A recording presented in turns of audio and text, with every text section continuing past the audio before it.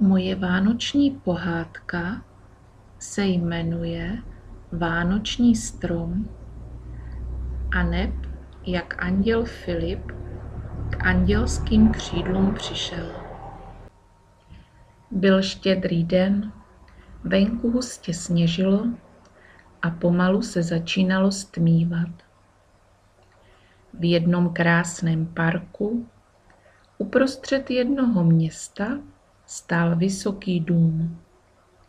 Měl spoustu oken a každé z nich bylo nádherně ozdobené. Zelené větvičky, jmelí, skleněné kouličky, různé figurky, zvonečky, betlémy a také barevné světélka, která se odrážely do dálky o sněhové vločky, které dopadaly na zem a pokryly ji celou bílou sněhovou peřinou a splynuly s tichem štědrého večera. Za každým tím oknem se skrýval nějaký ten lidský osud a každá rodina tu slavila v rodinném kruhu svůj štědrý den u slavnostně prostřené štědrovečerní tabule. Vonělo tu cukrový, bramborový salát, smažený kapr, řízky a klobásy, rybí polévka, ořechy, vánočka i biskupské chlebíčky a vánoční štoly, čaj se skořicí a rozkrájená jablka, pomeranče a vánoční punč i ozdobené perníčky a spoustu dalších dobrot, jako je sušené ovoce, čokoláda, čokoládové figurky i bonbóny. Zapalovaly se svíčky, pouštěly lodičky, zpívaly koledy, děti říkaly básničky a sem a tam se ozvalo nějaké to zacínkání zvonečků. A to byl čas, kdy pod vánočním stromečkem začínala noc plná kouzel a překvapení. Na jednom z těch nejkrásněji ozdobeném okně sedělo malé děvčátko, drželo v náručí svého hadrového kašpárka a dívalo se smutně ven. Malá holčička se jmenovala Karolínka, ale všichni jí říkali Kája. Kája dnes taky měla jít se svými sourozenci po večeři ke stromečku, ale protože celý den zlobila, Ježíšek pod stromeček nic nenadělil. Kája ale nechtěla zlobit, jen už se i se svými 2 sourozenci tak těšila na večer, že celý den ani jeden z nich chvilku v klidu neposeděl. Nejdříve lezli pod stolem, hráli si na schovávanou a strhli mamince ubrus i s cukrovým. Pak nechtěli večeřet a s tatínkem zpívat koledy a nakonec byli tak zvědaví, že nepočkali, až zazvoní zvoneček a svolá je ke stromečku, ale tak se tam hrnuli, až stromeček schodili. Maminka řekla, že zlobili a nedostanou nic. A tak musel každý z nich do svého pokoje a okamžitě zatres spát. Káje se ale vůbec spát nechtělo. Seděla na okně a cítila se strašně sama, smutná a opuštěná. Pozorovala nebe, jak na něm krásně svítí hvězdy. Jak se asi jmenují a odkud jsou? Musejí se taky asi cítit sami, když jsou jedna od druhé tak strašně daleko v tom černém vesmíru. Pomyslela si, a kdo ví, kde teď asi lítá Ježíšek a andílci, co dárky mu rozdávat pomáhají, že k nim nepřiletěli. Slibuju, že už budu hodná, šeptala Kája tak potichonku, že to mohl slyšet jen kašpárek, kterého držela v náručí. Ale Kája věřila, že andělé ji jistě slyší. A jak tak seděla a slibovala a její malá dětská hlavička přemýšlela o hvězdách a o andílcích, dívala se na nebe a náhle měla pocit, že tam hluboko nad mraky nějakého anděla zahlédla. Tou dobou nad nebeskou bránou se povaloval na jednom mraku jeden úplně obyčejný anděl jménem Filip. Takoví andělé to nemají jednoduché, neboť každý z nich má nějaký svůj úkol, nějaké poslání a je stále v jednom kole.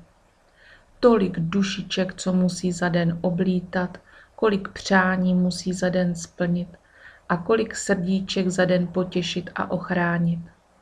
A tak chudáci andělé někdy nemají ani chvilku, aby si odpočinuli. Ale Filip byl anděl, co žádné poslání ani žádný úkol neměl, protože takový úkol, takové poslání nedostane jen tak někdo, ale každý anděl si ho musí zasloužit nějakým svým dobrým skutkem nebo pomocí. A Filip byl takový mrzutý a protivný anděl a žádné poslání si ještě nezasloužil. A Filip ani nevěděl, jak by si takové poslání zasloužit mohl. Tak pozoroval ty ostatní andělé, jak lítali sem a tam a strašně rád by byl jedním z nich, jako třeba Ametiel, co bdí nad lidskou láskou, Azrael, který hlídá lidskou smrt, Michael, který probouzí v lidech pravdu, a taky Gabriel, jeho představený pod Bohem, vládnoucí anděl prvních nebes archanděl. Pak byli i další andělé, anděle strážci nebes, anděle spasitelé a také ti, co o Vánocích na Štědrý den Ježíškovi dárky pod stromeček rozdávat pomáhají. A pak i také padlí andělé, co z nebes dolů spadli, anebo se dopustili místo pomoci nějakého hříchu. Ale Filip nebyl žádný z nich. Žádný úkol neměl, ani poslání, a nikdo si ho v nebesích ten večer nevšímal, ani na něho neměl čas. A tak si toho večera vylezl na jeden z mraků, který vypadal jak sněžná peřina a zrovna proplouval nad nebeskou bránou a cítil se hrozně sám a opuštěný. Přemýšlel, co dobrého by mohl vykonat, aby i on nějaký ten úkol nebo poslání od Boha dostal. A jak tak seděl na tom mraku a přemýšlel, ani si nevšiml, že kousíček od něho se objevila stříbrná hvězda. Ta hvězda se jmenovala Adriana. Pocházela z jednoho dávno už vyhaslého souhvězdí Andromeda, které zaniklo už před mnoha tisíce lety. A od té doby bloudila po obloze sama a ztracená a stále nemohla najít to správné místo nebo souhvězdí, kde by se trvale usadila. A jak si tak smutně plula oblohou, najednou spatřila, jak na mraku sedí něco strašně zajímavého. Ještě nikdy nic tak zajímavého na své dlouhé pouti oblohou nespatřila. Připlula blíž a ještě blíž. Bylo to tak zvláštně krásně malinké, malé nožičky, bílé šatičky, zlaté dlouhé kadeře, no nemohla se na to vynadívat. Tak krásné a zajímavé to bylo. Udivená a zvědavá hvězda zatoužila stříbrným paprskem se toho dotknout. Nejdříve jen tak lehonce pohladila jeho vlásky, potom ho pošimrala na nose, až si anděl pšikl a všiml si ji. Adrianu to rozesmálo. Ty jsi ale roztomilý, promluvila na něho. Nech mě, rozlobil se na ní anděl a otočil se zády. Teď vážně neměl náladu na nějakou obyčejnou hvězdu, kterých na nebi bylo tisíce. Rozpustilé hvězdě Adrianě to však nedalo.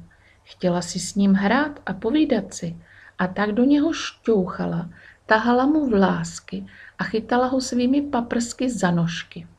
Anděl z ní už byl tak rozčilený, že se po ní ohnal a jak se tak nahnul a plácl po ní, sklouzl z mraku a padal dolů. A v tu chvíli viděla malá Kája něco bílého, jak z nebe padá, ale bylo to o něco větší než sněhové vločky a padalo to dolů, a to přímo pod její okno.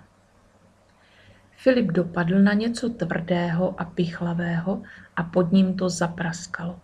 Au, ozvalo se. Na zemi ve sněhu ležel velký zelený smrk a naříkal. Anděl se chvíli rozhlížel. Slez ze mě, naříkal dál stromek, strašně to bolí. Anděl slezl ze stromku a postavil se bosýma nohama do sněhu. Brr, to je ale studený, podivil se. Kde to jsem a kdo jsi ty? Zeptal se stromu. Já jsem vánoční smrk a jmenuji se Karel, představil se ležící strom. No z výšky jsem už viděl hodně stromů i smrčků, a to i vánočních, ale ještě nikdy jsem neviděl žádný strom takhle zřízený a pomačkaný, jak se válí po zemi. Divil se na to Filip. Větvičky máš celé polámané a jsi nakřivo.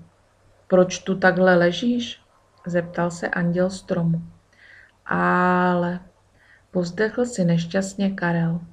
Uřízli mě a měl jsem sloužit jako vánoční strom. Ale ještě než byl Štědrý den, ti lidé si to rozmysleli a koupili si stromeček umělý a mě pak vyhodili z okna právě sem. Zrovna jsem přemýšlel, co se mnou teď bude a jestli se ještě někdy postavím na svůj kmen, když si na mě spadl a snad si mě celého dolámal. Anděl prohlédl stromek, od špičky až dolů. No zlomený nevypadáš, prohodil a zamyslel se. Budeš asi pořádně pochroumaný a pomačkaný. A Filipa napadlo, zda by Karla dokázal postavit. Kousek od nich se ze sněhu vyhrábávala hvězda Adriana, která spadla hned za Filipem, když se na nebi po ní ohnal a schodil jí z nebe. Jak ze sebe oklepala sníh, zazářila tak, až si Filip i Karel museli zakrýt oči. Nejsi ty náhodou anděl? Povídá Karel, který teprve teď v září světla stříbrné hvězdy si mohl Filipa dobře prohlédnout. Jsem, odpověděl hrdě Filip. A neměl by si mít křídla? Divil se Karel, protože ať koukal, jak koukal, na zádech Filipa byly jen 2 malé pahýlky, ale žádná pořádná andělská křídla. A jak si Karel vzpomínal z vyprávění od starých smrků, když býval ještě malým smrčkem, tak andělé přece musí mít křídla. Jak by jinak pak mohli plnit svá poslání? Nechápal Karel. Filip sklopil smutně oči, povzdechl si a pak se zadíval touživně nahoru do nebes. Já ještě žádné poslání nedostal. Bezmocně pokrčil rameny. Nevím, jaký dobrý skutek mám udělat, abych si ho zasloužil. A pak zase smutně sklopil oči. Teprve pak by mi narostla pořádná křídla. Dodal a sedl si do sněhu. Ale teď, pokračoval, teď už žádný skutek ani nevykonám. A to všechno jenom kvůli ní. A Filip se podíval zle na stříbrnou hvězdu. Seděl jsem na mraku a přemýšlel, jaké poslání a jak bych se ho zasloužit mohl, jaký dobrý skutek a kde bych vykonal, a pak se tam objevila ona a kývl směrem k Adrianě. Začala do mě šťouchat a otravovala mě, až jsem spadl z nebe dolů. Promiň, špitla Adriana. A co teď mám dělat? Rozhodil Filip rukama. Místo toho, abych vymyslel dobrý skutek a plnil své poslání, tu sedím ve sněhu s otravnou hvězdou a starým šeredným stromem. Promiň, špitla znovu Adriana a provinile zamrkala svýma hvězdnýma stříbrnýma očima, až z toho provinění celá její záře zajiskřila tak, že se podobala spíš vánoční prskavce. No dovol, ozval se na to Karel. Já nejsem žádný starý ošklivý strom. Vypjal se hrdě smrk Karel, tak až se mu větvičky na kmeni začaly zas trochu napínat. Byl jsem tím největším a nejurostlejším stromem z našeho lesa. Můj kmen byl velice silný a pevný a smrkové větve nádherně zelené a hustě prorostlé. Vychloubal se Karel. Povzdechl si anděl. Ale teď tu jen ležíš ve sněhu, asi stejně ubohý, nešťastný a opuštěný jako já. Ušklíbil se Filip. Promiň, řekla potřetí a už trochu hlasitě hvězda Adriana, aby ji anděl se smrkem slyšeli. Nechtěla jsem tě schodit, ale byl jsi tak nádherný a tak heboučký a zajímavý. Chtěla jsem se tě jen dotknout, pohrát si s tebou.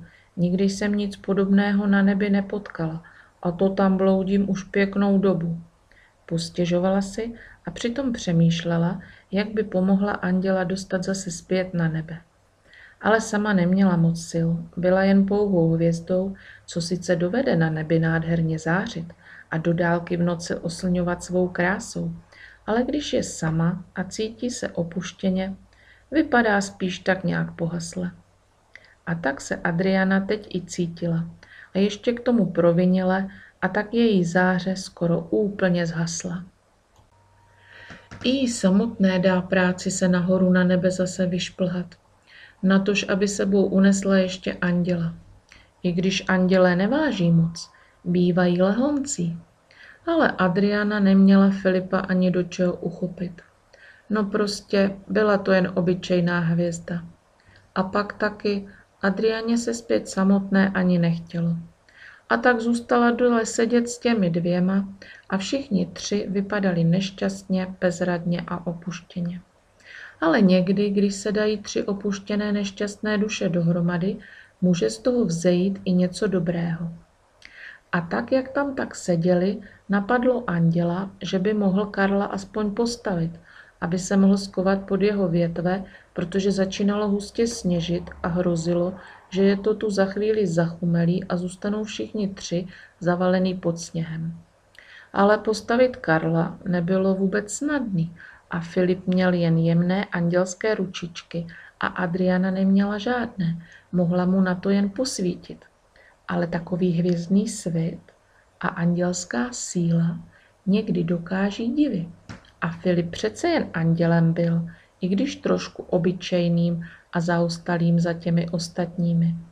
Ale důležité bylo, že v něm andělská síla byla a že ji v tuto chvíli dokázal Filip využít a Karla nakonec přece jen postavil, a to přímo uprostřed toho nádherného parku, protože pod okny, kde Karel ležel, nebylo dostatek místa. Karel se zhluboka nadechl a zase vydechl. No to je nádhera. Volně zase dýchat, dívat se dolů ze své výšky a cítit pod nohama pevnou zem. Pochvaloval si Karel a protahoval si polámané, pokřivené a zmačkané větvičky. Jehličí mu začalo zase krásně zelenat a skutečně ukázal svou neobyčejně urostlou krásu, jakou zdravé smrčky mají. Filip si ho spokojeně prohlédl, trošku s ním zkusil zakývat, jestli ho dobře usadil v zemi, aby Karel nespadl, a usadil se pod jeho větvičkami, zatímco Adriana se posadila přímo na Karlově špičce nosu a krásně zazářila, protože s Karlem a Filipem už se necítila tak opuštěná a sama. Vlastně zářila tak nádherně, že svou stříbrnou září pokryla celý ten strom a zahalila ho do stříbrně sněhového závoje. Pomalu přestávalo sněžit. A Karel teď vypadal jak ten nejúžasnější vánoční strom, jakého kde Filip z nebe viděl. I malá Kája obdivovala ten krásný strom, co anděl, který spadl přímo pod její okno, v parku postavil a dal na něj tu nejzářivější hvězdu, co kdy Kája viděla. Pomyslela si, že to asi Ježíšek na ní nezapomněl a poslal jí toho malého andělka, aby stromek postavil a dárky pod něj mohl dát. Ale i když ten stromek tak nádherně svítí, přece jen Káje na něm něco chybělo. Nemá žádné ozdoby, nějaké barevné kouličky by to chtělo. Napadlo ji a seskočila z okna do pokoje a hledala něco ve své plné bedně s hračkami. Po chvíli se jí malý dětský obličejček rozzářil radostí a v ruce držela bublifuk. Po otevřeným okýnkem posílala barevné duhové bublinky, až jich bylo tolik, že se ani na stromek nevešly. A tak je anděl Filip chytal do dlaní a do každé svým dechem vepsal vánoční přání. Pak je posílal dál, hluboko do lidských srdcí, aby každé z nich potěšilo na světě jednu opuštěnou duši. A tak se stalo, že s brzkým ranním rozbřeskem narostla na zádech anděla Filipa nádherná pevná andělská křídla.